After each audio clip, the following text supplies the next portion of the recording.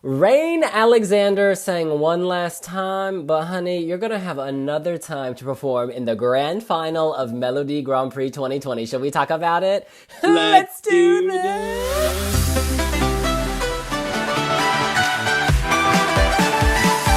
Oh, hello, Angus in London. I am William, also in London, and we have just watched semi-final 2 of Melodi Grand Prix in Norway.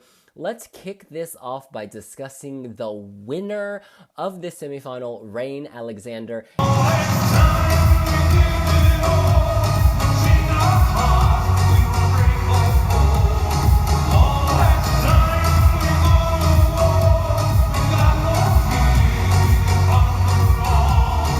Angus, what do you think?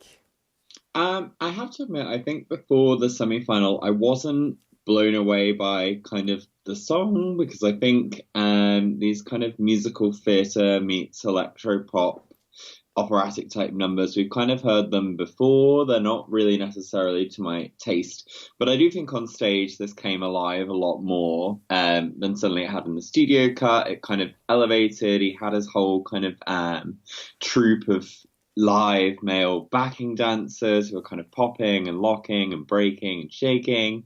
And I think, yeah, this had real potential, and it stood out on the night as kind of the most put together and most entertaining set piece. So in a 4-song semi where only one song's going through, that's always going to help and elevate it. And I also thought he sounded fantastic tonight. So I think it will be a good kind of welcome change for the semi-final, and totally kind of different to the song that went through last week. So this will absolutely stand up from the competition. It's good to have kind of diversity and variety, and it's entertaining. You can't deny it. This is an entertainment piece. So well said. The variety of the two winners, from Wild Ray Lee, African Savannah, rhythms from Zaraha over in Sweden, to this, which harks to Rasmussen from Denmark. Mm-hmm. That was very theatrical. That song elevated live with a stage show. That song from Denmark came, top 10 with a televote? It did very well. Maybe even top 5. It was high. And I think this could also really appeal to people because it is so theatrical. And Rein, make it rain. He can perform. The voice was on point. He really gets into his character, this Viking king, I guess. I love how he controls the men on stage. He moves his hand, they flip. He twists his finger, they roll. It's just very interesting. The stage effects here throughout MGP, they are showing off, and I love it. Norway is saying we know how to play with the big boys. It's just so entertaining. And I also think there's a deeper message here. It's very dramatic about we're going to war one last time. Does that carry an environmental message? Does that carry a political message? I don't know. We'd have to ask him. In fact, our Anne Vick in Norway has. That interview's coming up on wiwibloggs a little later. Long story short, I do think the right song won. I think this was clear from the moment he sang. Well, for me, the moment the studio cuts came out, that this was the one with the greatest potential. But let's now discuss the other songs, starting off with that first duel. We kind of had cruise ship entertainment Tor Petterson with the start of something new versus Kim Wigaard and Maria Mohn with Fool for Love. Let's break it down. Let's start with Tor.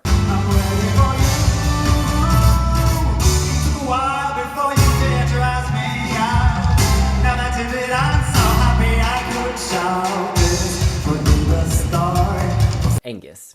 Sure. The cruise ship thing, I absolutely got. This was very cabaret, and actually as someone who grew up as a kid going to kind of the North Sea coast in England and these kind of tired seaside hotels, it really put me in mind of these kind of cabaret performances where there's sort of an older male singer. He's always in a bright coloured jacket and kind of bouncing around and having a good time.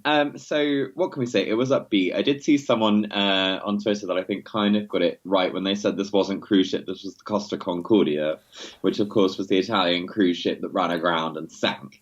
I wasn't totally impressed with the studio cut. I think on stage they'd done the best that they could with it, but certainly I'd never seen in any of the potential dual combinations that song surviving and advancing through, but, a nice different tone, and he sold it with some gusto. I just think, very kind of cruise ship, we can say. Yeah, there was definitely personality here. I believe he's a comedian in real life, and he seems very likable, very good-natured, and so I was happy to see him performing. I just wish he was performing a different song.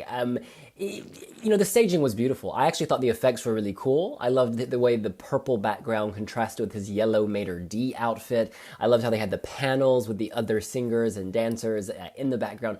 It looked really cool, but ultimately the song was just not up to scratch compared to the other songs in this competition, because this is a strong competition. And on no planet, not even Mars, would that have a shot. However, I've got to say, this shows the prowess of Norwegian producers, because they took a song that was so-so and made it very entertaining in the live version. Yeah, absolutely. And I think, it is these shows, we also forget they are about variety and for a kind of range of demographics and audiences. This is not just about necessarily, having a song that will be a hit on the Spotify chart the next week. It's about giving space to these different genres. So there's definitely an audience there for it. They just may not have actually been online voting during the semi-final. I will not say if that's an ageist comment, but I will move on to Kim, Wigaard, and Maria Mohn, Fool for Love.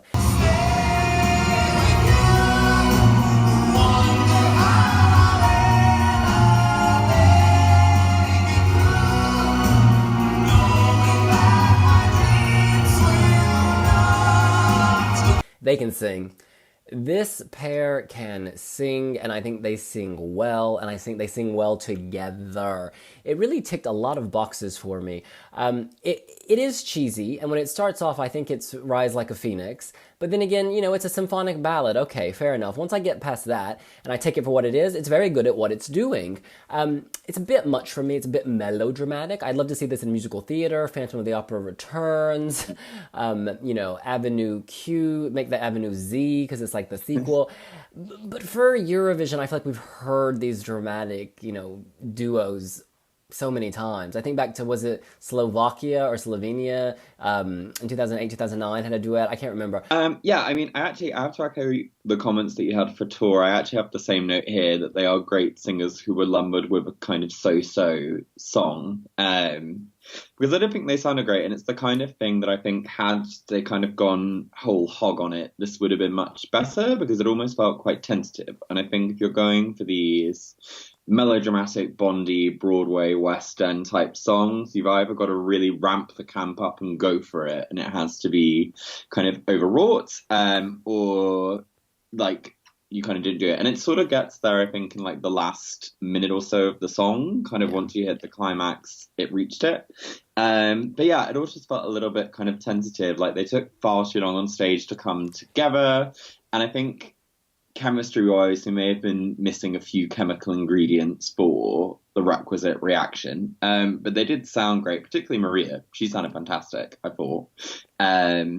But yeah, kind of the song was not all there, and the staging was probably not the best that we saw on the night. They're both very telegenic, I must say. They look fantastic on camera. I've been on both of their Instagrams. It's not just on stage, it's also in real life.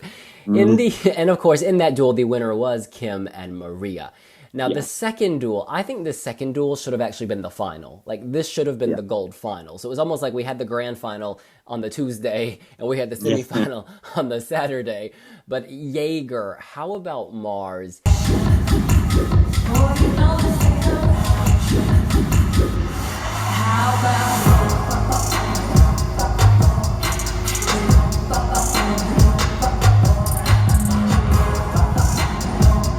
Visually, this was over the top in a good way. It's like she was flying the spaceship, she was on the spaceship, she flew the spaceship into a runway.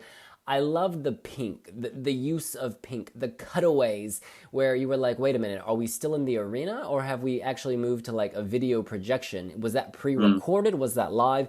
It got very confusing for me as a viewer, but I kind of liked how frenetic it was and how I didn't know what was going on.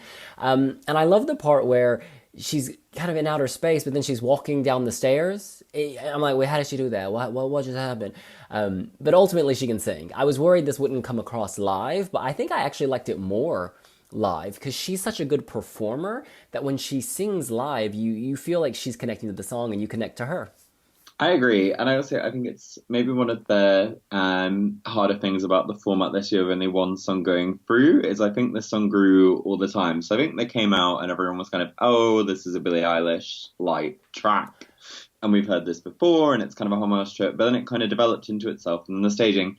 I totally agree. This really was a case of the spaghetti has been thrown at the wall, and yet I quite wanted to eat the bowl of pasta, despite the fact it had been splattered all over the wall, as it were. I thought this was really good and was kind of hyped. And in a weird way, I had a sort of a throwback to when Ace Wilder kind of emerged as the dark horse in Melodi Festival in 2014, where she kind of came out of nowhere and then suddenly built up this huge head of momentum. And I was kind of like, oh, maybe if this goes through in the semi-final, then by the time we get to final time, maybe it will have kind of hyped and grown. Alas, that did not come to pass tonight. But yeah, I thought it was very good. I do get the messiness, because I think it was kind of a lot going on and kind of a lot of high-tech elements. And there were some bits where there's kind of, yeah, she like walks off the stage, and there was like, I think a shot where like the stage was empty, and it's kind of, you know, this ended not very well for Sebuk in Tel Aviv. Let's see what's going to go on here. But no, I also agree about the thing of that should have been the final duel, really. Like, I think the duels were maybe a little bit mismatched the first time, but then equally, I think you look at Rein's performance and how kind of cohesive and put together and kind of knowing what they're doing with that concept is relative to How About Mars, and you kind of get why it came out on top. Yes, and this takes us back to Rein. He really got into character. You really felt like this was, I don't know, a Viking warrior going to a musical before launching into battle. It just worked. He sold this visually, musically, and he's got a great product to sell. Comparing it to Ray Lee, I mean, celebrate diversity indeed. I'm slightly torn about who I would vote for. I think my traditional taste would lean Ray Lee, but then when I hear him sing, I'm like, wow, he's such a powerful vocalist, and you know, he's not the typical performer I would go for, but I find something about him very likable. So it's just making things really interesting. It's really going to come down to that live performance in the grand final, you know, and we're not anywhere near to being done. There's still, you know, 3 more semi-finals. This is just so exciting. But we move on. Actually, do you have any other comments on Rein first? No, I completely agree.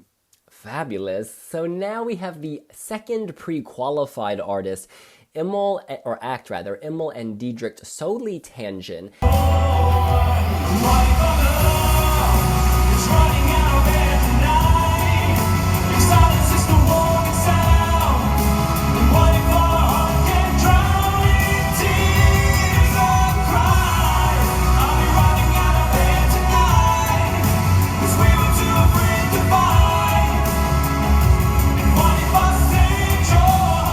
Now, I have a strong feeling we're going to disagree, but then in some ways we may agree. Long story short, I do like the song. When I heard the studio cut, I was like, wow, this is like...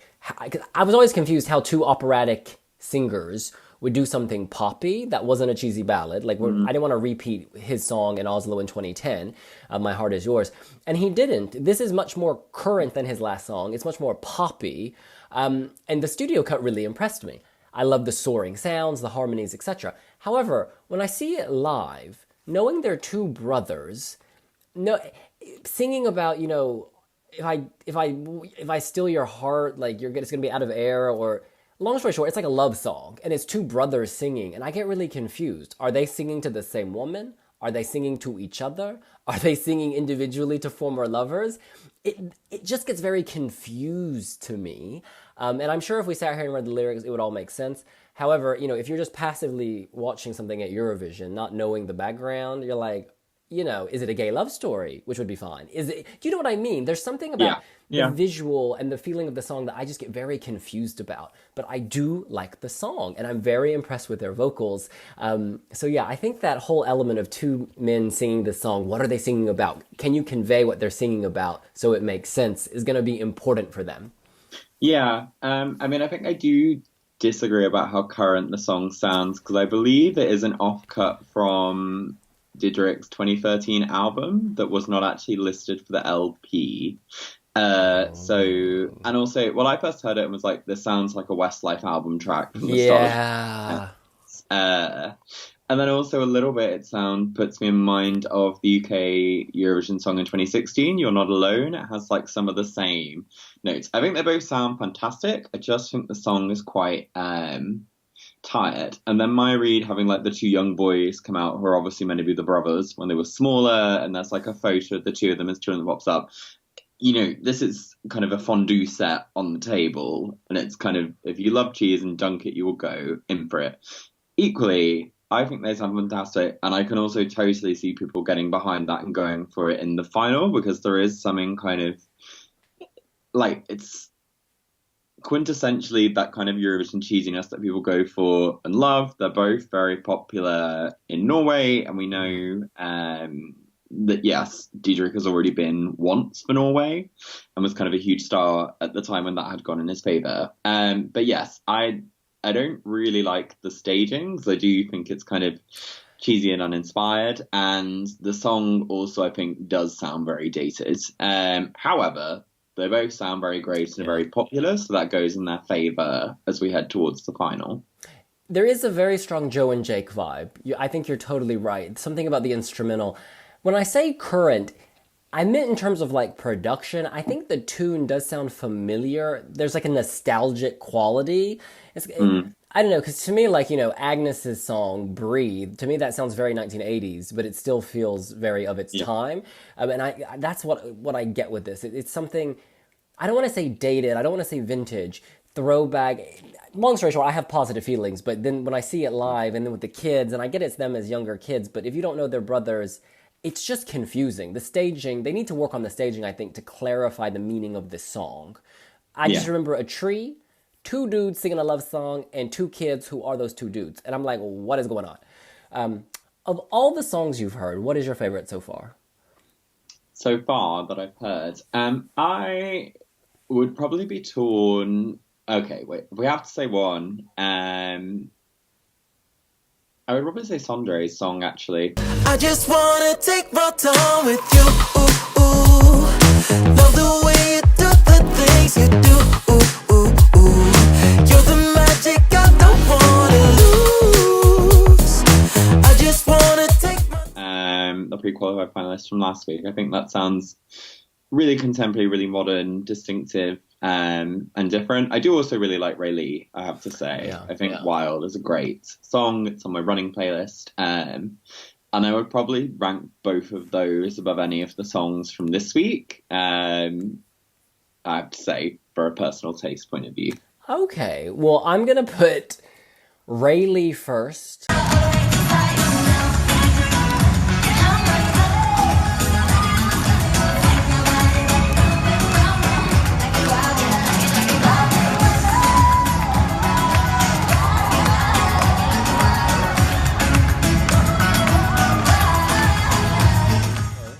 I'm going to put Rein second. I'm going to put Diedrich, Soli, Immel, Tangen third. Yeah, I can't wait. This is shaping up to be quite the show. I feel like, you know, Christer Bjorkman in Sweden once told me 2013 was about showing we could do Eurovision. 2016 was about showing off. I feel like Melodi Grand Prix, for years, they've shown us they can do MGP, and now they're showing off, and I really love that. This feels, I don't want to say expensive, because I know they spend their money wisely, but it's sleek. It's very sleek. Completely. And I think it's shaping up to be so unpredictable, because I think the demographic thing is key, because you have like a Rein Alexander song that is this kind of upbeat, kind of perhaps more traditional type Eurovision entry you might expect. Then you have the bigger chart hits like your Rayleighs and your Sondres, and then there's all the people still to come, like people like Tony Damley, who was obviously the runner-up to Alexander Rybak. And yeah, I think it's going to be super competitive and exciting to watch, and so great that we still have kind of 3 weeks left of it before the final. Absolutely. Mwah. We can't wait over here. Say hi, baby. Hi. He's not into the camera. In any case, that's what we think. What do you think? Who is your favorite so far in Norway's Melodi Grand Prix? Do you think we've seen the winner? Who of the pre-qualified artists is the strongest? Let us know here on wiwibloggs. Yes, and make sure to subscribe to the channel, give us a like, and let us know in the comments who your favourite is from Melodi Grand Prix so far this year. And we will see you later. Bye.